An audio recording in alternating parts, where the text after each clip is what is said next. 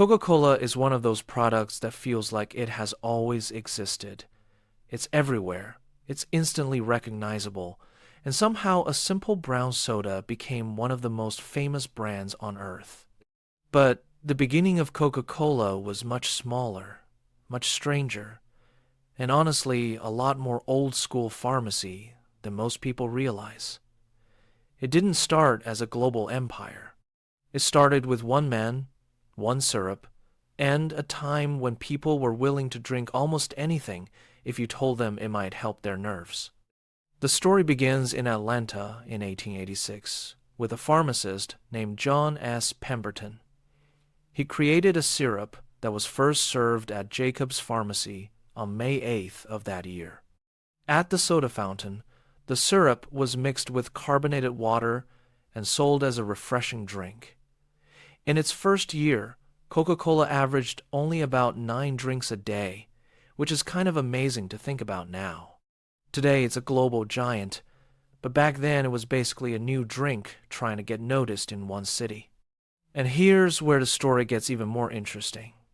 Coca-Cola was not originally sold as just a fun soft drink.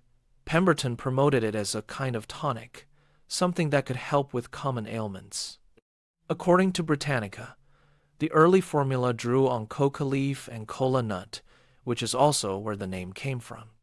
Yes, that means early Coca-Cola did contain cocaine in small amounts, because the late 19th century was a very different time, and apparently product safety was more of a suggestion than a rule.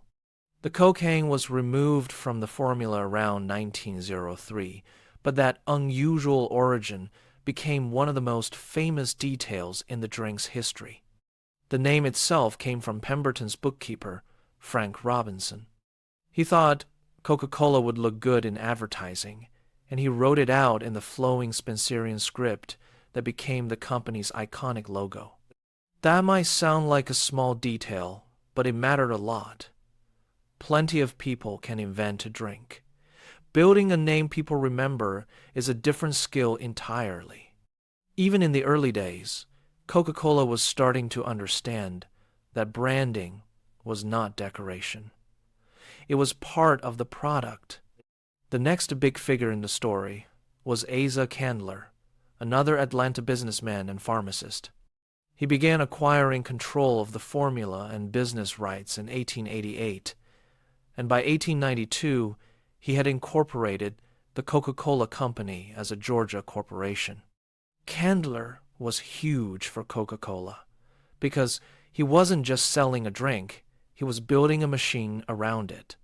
He pushed advertising aggressively, used coupons early, and expanded distribution so fast that by 1895, he could claim Coca-Cola was sold in every United States state and territory.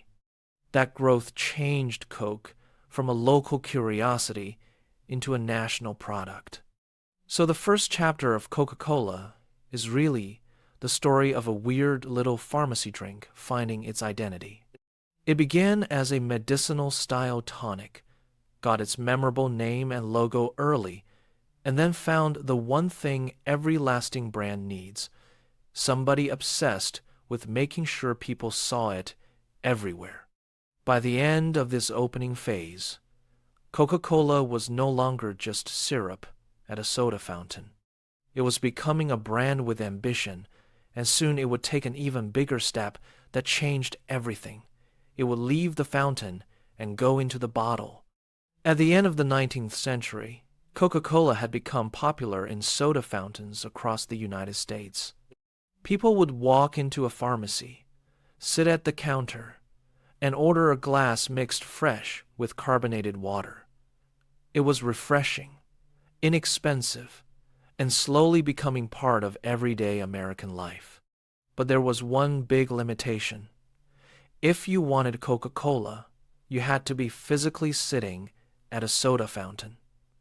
The drink couldn't really travel beyond those counters. That problem would soon lead to one of the most important decisions in the company's history. In 1899, two lawyers named Benjamin Thomas and Joseph Whitehead approached the Coca-Cola company with an idea that seemed small at the time, but would eventually change the entire industry. They wanted the rights to bottle Coca-Cola so it could be sold outside soda fountains. Surprisingly, the company agreed to the deal for only $1. At that moment, nobody fully understood how huge bottling would become, but it allowed Coca-Cola to move beyond pharmacies and reach people everywhere. Suddenly, you could buy a bottle and take it home, drink it on the street, or share it with friends. As bottling spread across the country, Coca-Cola's popularity exploded. But success created a new problem. Competitors began appearing everywhere. Some companies created drinks with names that sounded suspiciously similar. Others tried to copy the flavor or packaging. There were drinks like Coke, Coca-Cola, and many other imitations trying to ride Coca-Cola's growing reputation. The company realized that if it wanted to survive long-term, it needed something that would make its product instantly recognizable. That solution arrived in 1915 with one of the most famous designs in marketing history, the Coca-Cola contour bottle. The company challenged glass manufacturers to create a bottle so distinctive that people could recognize it even in the dark or if it were broken on the ground. The Root Glass Company came up with a winning design, inspired loosely by the shape of the cocoa pod. The bottle had curved sides and a unique silhouette that stood out immediately from every other drink on the shelf. The contour bottle quickly became a symbol of the brand. Even today, people can recognize the shape instantly without seeing the label. That was exactly the goal. The bottle didn't just hold the drink, it became part of Coca-Cola's identity.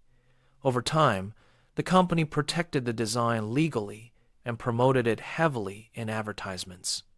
The shape itself became one of the most recognizable packaging designs ever created. At the same time, Coca-Cola continued expanding its marketing efforts. Asa Candler had already started building a strong advertising culture around the brand, but now the company pushed even harder. Coca-Cola signs appeared in stores, restaurants, billboards, and magazines. The company handed out promotional items like calendars, trays, clocks, and signs with the Coca-Cola logo. The idea was simple but powerful. Wherever people looked, they would see Coca-Cola. By the early 20th century, Coca-Cola was no longer just a drink. It was becoming part of American culture. Bottling plants were spreading across the country. The iconic bottle had made the product recognizable everywhere, and the brand was defending itself against competitors who wanted a piece of its success. Coca-Cola had successfully moved from a small pharmacy syrup to a national beverage. But the next stage of the story would take the drink even further. In the decades that followed, Coca-Cola would expand beyond the United States, survive wars and economic crises, and become one of the most powerful brands on the planet. By the early 20th century, Coca-Cola had already become a national success in the United States. Bottling plants were spreading across the country. The famous contour bottle made the drink instantly recognizable, and advertisements were everywhere. But the company had much bigger ambitions. The next goal was to take Coca-Cola beyond American borders and turn it into an international drink. The expansion began slowly. Coca-Cola first entered nearby markets like Canada and Cuba. From there, it started appearing in parts of Europe and Latin America. As global trade increased, Coca-Cola followed along, setting up bottling plants in new countries. The strategy was simple: produce the drink locally so it could be distributed quickly and cheaply. Instead of shipping bottles across oceans, the company would send the syrup and let local partners mix and bottle it. This approach made expansion faster and allowed Coca-Cola to adapt to different markets around the world. But one of the most important moments in Coca-Cola's global story came during World War II. When the United States entered the war, the company's president at the time, Robert Woodruff, made a bold promise. He said that every American soldier should be able to get a bottle of Coca-Cola for 5 cents, no matter where they were in the world. To make that possible, Coca-Cola built bottling plants near military bases across Europe, Africa, and Asia. By the end of the war, dozens of new bottling plants had been built overseas. Soldiers who drank Coke during the war developed a strong connection to the brand. When the war ended and those soldiers returned home or stayed in other countries, the demand for Coca-Cola remained. In many ways, the war unintentionally helped Coca-Cola spread across the globe. What started as a patriotic effort to support troops became a powerful international expansion. During the decades after the war, Coca-Cola leaned heavily into marketing. The company understood that selling a drink was not just about taste. It was about emotion, identity, and culture. Coca-Cola advertisements focused on happiness, friendship, and shared moments. Some of the most famous advertising campaigns in history came from this period. One of the most memorable examples appeared in 1971 when Coca-Cola launched the Hilltop commercial. In the advertisement, a group of young people from different countries stood together on a hill singing, "I'd like to buy the world a Coke." The message was simple but powerful. Coca-Cola represented unity and shared joy across cultures. The commercial became iconic and helped cement the drink's global image. As Coca-Cola expanded internationally, it also started introducing new products. Diet Coke was launched in 1982, offering a sugar-free alternative that quickly became popular.